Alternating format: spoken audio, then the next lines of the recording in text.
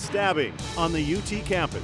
He grabbed this guy that was standing right next to me by the shoulder and stabbed him in the back. One student killed and 3 others hurt. I saw this other guy that was kind of bloodied up, sitting at a table, slumped over. The attack causing chaos on campus. You see people kind of running and we don't really know what's going on. One student now in custody as police search for a motive in the attack. CBS Austin News at 5 starts now. That's when everyone realized that people were getting attacked and everyone started running as fast as they could. Stabbings on the UT campus tonight. Classes have been canceled after one student was killed and 3 other students hurt. The suspect has been identified as 21-year-old Kendricks White, a junior at UT. Police say he's been arrested, as you can see in this photo, but they are still investigating a motive. We have live team coverage from the UT campus. Police say there is no ongoing threat right now, but students are still being warned to stay safe. CBS Austin's Jordan Bonke was at the latest press conference with UT's president and police chief. Jordan, what do we know about the suspect? That press conference ended about 30 minutes ago, and police said that suspect was taken down right in front of Gregory Gym. We're standing maybe 50 yards away from it right now. In fact, if I step out of the way, you can see some of that police activity here behind me. We know from the university police that he's a student at UT, and he was carrying, police say, a large hunting Bowie knife, as it was described. All the victims are male, believed to be 20 or 21 years old, including the one that was deceased. The 3 others are believed to be at Breckenridge Hospital. Chief David Carter said there are 25 witnesses who saw this, most of which are students. They said that will prolong the investigations. Many questions in the presser were asked that dealt with motive, and some were even trying to connect this to the graffiti on some of the frat houses that were saw in previous weeks, and he said it's too early to connect the two right now. We also asked about the emergency notification system. He said that was pushed out just prior to all this. He said people were questioning of whether or not that was enough time. Here's his response. The university tries to put out information as quickly as possible so people will know. But there's a difference between putting out information to help people understand and alleviate their fears, and then also putting out an emergency notification. So we have a timely warning system. So this would have fell within time warning because there was no ongoing threat. No, just a few moments ago, Austin police just tweeted out that any reports of any West Campus incident is not credible. And UT President Gary Fendez said right off the top, there is no ongoing threat here on the 40 acres. We're live on the UT campus tonight. Jordan Bonke, CBS Austin News. Jordan, thank you. The attack happened in a busy part of the UT campus. CBS Austin's Melanie Torrey spoke with students who saw everything happen. Melanie, a scary day for them. Absolutely, Heyman. Many in disbelief that this unfolded where it did. It is one of the busiest parts of campus, and this happened right in the middle of the day. But I want to draw your attention to this orange and green food truck behind me. A witness tells me she was ordering lunch at that truck when she heard someone scream. She looked around and didn't see anything out of the ordinary. Then seconds later, the suspect came up from behind, grabbed the person standing next to her, and stabbed him in the back. That's when she noticed other students who appeared to be injured. While I was running away, I saw this other guy that was kind of bloodied up, sitting at a table, slumped over, and there was, someone standing next to him yelling, "Get away."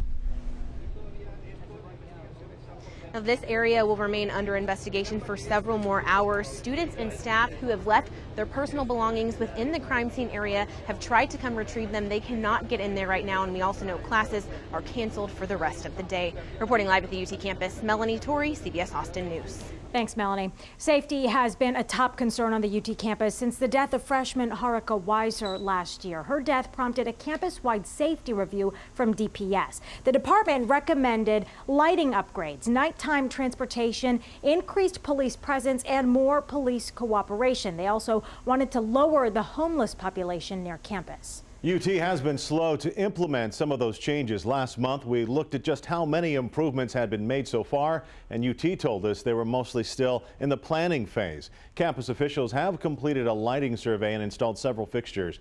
They've also removed plants along Waller Creek to increase visibility. 12 buildings that did not have electronic locks now have them. Also, UT's safety awareness campaign has been expanded along with SureWalk, and UT police have partnered with APD to increase foot patrols. UT has a number parents can call for more information. It's on your screen right now, 1-866-657-9400. This story is still developing tonight. We'll continue to follow the latest details as we get them. You can stay informed with our CBS Austin News app or on our website, cbsaustin.com. Developing tonight, police have found the body of a suspect they say shot a Dallas medic and a civilian. Police say the medic was treating someone with a gunshot wound when shots were fired. The medic is in critical but stable condition right now, and within the last hour, police found the body of the suspect along with another dead body in an East Dallas home. The suspect has not been identified.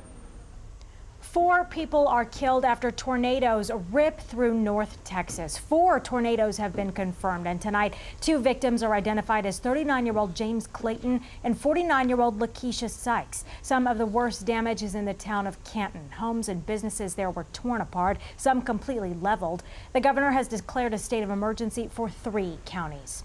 The storms also destroyed a prom venue just hours before students were set to arrive. Jennifer Lindgren is in Canton tonight, where one firefighter quick thinking may have helped save a number of lives. This is what's left of the rustic barn, the venue where Edgewood High School students were starting to gather for prom just as the tornado hit. A Dallas firefighter owns this property and helped save lives that night. And today, his fellow firefighters are helping him. I was in this one. Nearly 20 people packed like sardines in a bathroom stall as a tornado roared overhead. It's not a position this Dallas firefighter has ever been in before. I'm a Dallas fireman. I was telling my bubbas over there that, you know, you go through a lot of bad stuff and you hear a lot of stuff when we're at fires, but I've never been through something like that. Just the sound and the pressure, it's just, it's hard. But there are people already working to make it easier for Reagan Sumner to rebuild. I just don't know how people survive this. Mike McLemore is another Dallas firefighter who lives in Canton. When he learned not only the Sumners, but 2 other Dallas fire rescue families lost everything, he knew where to go. You don't ever plan on all this training and stuff to work in your own backyard. Today, the Dallas Firefighters Association is donating $1,000 to each of their members who lost their homes. Thank you. Helping each other weather the storm to come. I'm going to thank them very much because it touches my heart. Everyone here is safe, as are the families of the 2 other Dallas firefighters who lost everything. The mayor tells me most of the search and rescue effort has wrapped up at this point. She says the 2 people who were missing on Sunday are now accounted for. In Canton, Jennifer Lindgren, CBS 11 News. New details tonight on the man missing on Lake Travis. Emergency crews have recovered the body of a 21-year-old who was on a party barge Saturday night. He was with a group of friends docked near the Riviera Marina when he disappeared after a cliff dive. The search was called off late Sunday afternoon and picked back up this morning. The victim has not been identified. The Austin man accused of planning a mass shooting has been released from jail. Today, a judge allowed Stephen Boley to go free on bond. He was arrested last month after the FBI found he was planning a mass attack. The judge says releasing Boley goes against his better judgment, but that the federal government did not give convincing evidence he was a danger. Austin police are looking for a suspect they say crashed a stolen car and ran away. The call first came in as a carjacking in the Bee Caves area. The crash happened on William Cannon. Police say 2 of the suspects are in custody and the 3rd is on the run. Police are looking for that suspect using a helicopter. Today, AISD Police Chief Eric Mendez officially announced his resignation. He will become the new chief at Cypress Fairbanks ISD near Houston. The district is larger than the Austin district, but Mendez says this was not about a promotion. It was a good personal move because it brings me closer to family that I haven't been near for years. I've been here 18 years and they've been in the Cypher area all that time. Coming up at 6, when the chief says he is leaving and why he says the re-examined and reopened sex assault cases in Austin have nothing to do with his resignation. We continue to follow a deadly attack on the UT campus. 1 student has been killed and 3 others hurt in a stabbing this afternoon. We know 1 student is in custody. We'll continue to follow this story and bring you updates as we get them.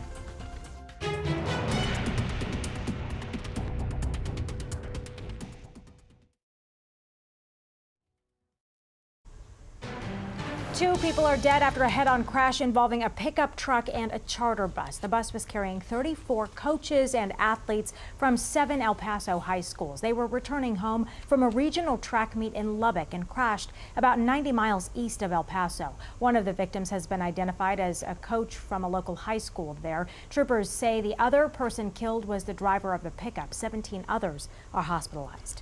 A shooting breaks out at a San Diego pool party. Those are gunshots. 1 person was killed in the gunfire, 6 others injured. San Diego's police chief says race was not a factor in the shooting and says the gunman was upset over a recent breakup with his girlfriend. He was very docile in his facial expression. There was no smiling, laughing, talking for that matter. He did kind of, I'm not going to say stare at our party, but he did look over at our party multiple times. All 6 of those wounded are expected to survive. More turmoil at Fox News. The network announced today co-president Bill Shine is out. He was a longtime friend of former CEO Roger Ailes. His departure follows the firing of top personality Bill O'Reilly and Roger Ailes, both accused of harassing women. Shine was not accused of harassment, but there were questions about what he knew about the network's problems while they were going on. Another first for SpaceX. The new project lifting off today and how it could help the government collect important information. And that was quick. This morning we were in the 40s and low 50s. Right now it has soared to 91 degrees. I'm already tracking our next cold front on the way and possible storms. For now, your allergy report: mold, oak, pecan, and grass all in the moderate range. Beautiful shot here from our island cam at Lake Travis. Lake Travis gently dropping, Lake Buchanan holding steady. We continue to follow the deadly stabbings this afternoon on the UT campus. We know 1 student has been killed, 3 others hurt. The suspect has been identified as Kendricks White, a junior at UT. He is currently in custody. Police are encouraging parents to call a hotline if they have any questions. That number is 1-866-657-9400. The latest tonight on the budget battle on Capitol Hill. The White House and congressional leaders are backing a new bipartisan spending agreement. Lawmakers could vote as early as Wednesday on the $1 trillion spending bill that would keep the government running through September. It increases money for border security, but will not pay for a border wall. We'll build the wall, folks. Don't even worry about it. Go to sleep. Go home, go to sleep. Rest assured. That's the final thing we needed. The bill also keeps funding for Planned Parenthood and 99% of the EPA. Vice President Pence says it's a bipartisan win for the American people. The head of the CIA is in South Korea tonight amid new threats from the north. A Japanese warship left this morning for the Korean Peninsula. It will escort a U.S. supply ship in the Western Pacific. Today, the president called North Korean leader Kim Jong-un a smart cookie and says he would be honored to meet with him under the right conditions. Clearly, the conditions are not there right now, but I think the president's made it clear, as Secretary Tillerson had the other day, that if the conditions, if the circumstances present themselves, we would be prepared to, but they're clearly not at this time. Kim Jong-un tested another ballistic missile Friday. Despite warnings from the Trump administration, the U.S. has positioned a nuclear-powered Navy aircraft carrier in that area.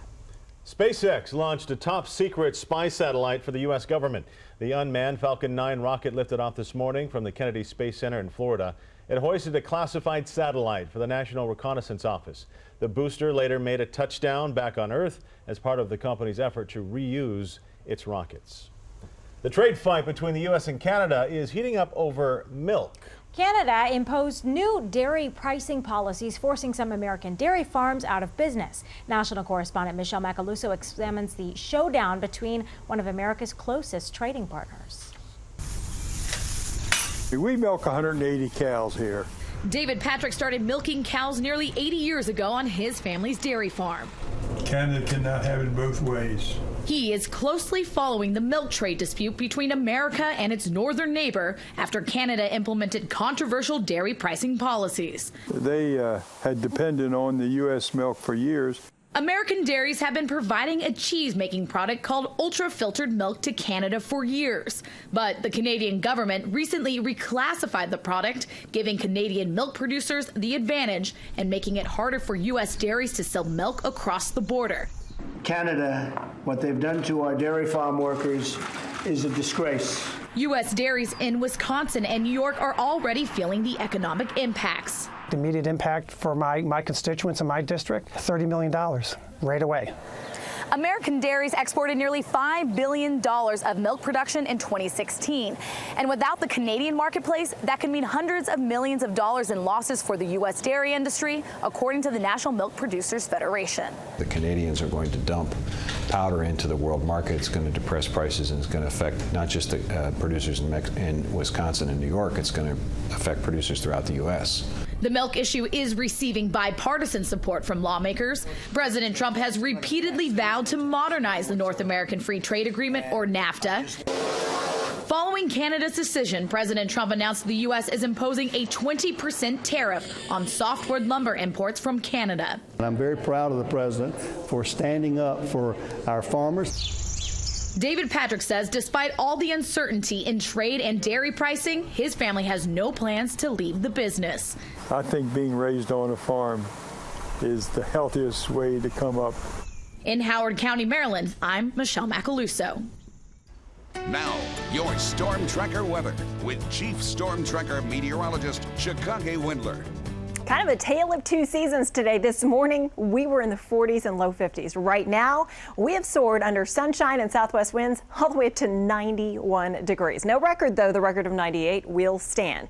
If you like the heat, tomorrow, plan on another day just like today. We may see a little bit more cloud cover, but overall, the heat will stick with us until our next cold front, and that doesn't arrive until midweek on Wednesday. Right now we're at 91, 7 o'clock down to 86, 79 degrees as we head toward 9 o'clock with clear skies in place. Fast forward to Wednesday, not only am I tracking the potential storms, but perhaps some strong to severe ones. So I've hoisted a weather alert for Wednesday with the timing most likely Wednesday afternoon and evening. Now, before I get to Wednesday, I should also mention Storm Prediction Center does show portions of Bastrop out toward Lee, Fayette County, and portions of Caldwell County in the severe weather outlook, a marginal risk for Tuesday night. Realistically, we're talking after midnight Tuesday night into the wee hours of Wednesday morning, and this is looking really iffy at best. Now, more likely, we will see potential for strong to severe thunderstorms Wednesday afternoon and evening. You can see our entire CBS Austin viewing area is covered with that. So when we talk about a marginal risk of severe storms, it's not going to be a huge outbreak. Instead, isolated severe storms can't be ruled out. They're going to be limited in duration. The biggest risk, the way I see things, will likely be wind and hail. And as for tornado and flood risk, those will be very low. So most likely time frame on Wednesday, 2 p.m. to 8 p.m. Your day planner for tomorrow, we're just fine. Mostly sunny skies, 63 in the morning, 82 at noon, 91 degrees as we head toward 4 o'clock in the afternoon. Your future track computer model confirming that we've got dry conditions through Tuesday. Temperatures heating up. There you go with the 90s with that south to southeast wind. Then as we head toward Tuesday night, computer model really not bringing in much, but we could see a stray shower by first thing Wednesday. Wednesday heading into the afternoon, more showers possible, but the best bet for us to see anything strong will likely be heading toward 5 p.m. Wednesday and then probably out of here by around 8 p.m. You can see it doesn't look very impressive in our future track computer model is showing perhaps a couple of spots above an inch of rain, but more than likely will stay below that. So weather alert for a marginal risk of severe storms doesn't look too bad. After that, check this forecast out. How about more sunshine and more beautiful weather? A new fee for visiting Texas. The company now subject to a hotel tax and how much money it can help bring into the state. Today, the popular home sharing website Airbnb will begin collecting a tax in Texas. The company will collect a 6% tax on all bookings. Guests will be charged and Airbnb will send what they collect back to the state. Airbnb says there are about 26,000 hosts in the state. A typical host earns nearly $5,000 per year sharing his or her home. An attack at UT. Tonight, all classes and campus events have been called off after a deadly stabbing on campus. One student, identified as Kendrix White, is in custody. One student was killed in the attack and 3 others injured. We'll continue to follow this story as it develops and bring you an update tonight on CBS Austin News at 6 and 6:30, both on air and online as well. And the heat is on. It's on. It's back. 91 degrees right now. I think we'll do it again tomorrow. Next cold front comes through Wednesday. With it, we could see 1 or 2 strong to severe thunderstorms. Doesn't look like a big deal, but we're going to hoist that weather alert just to be on the safe side. All right. All right. Thanks for joining us. The CBS Evening News is next. See you at 6.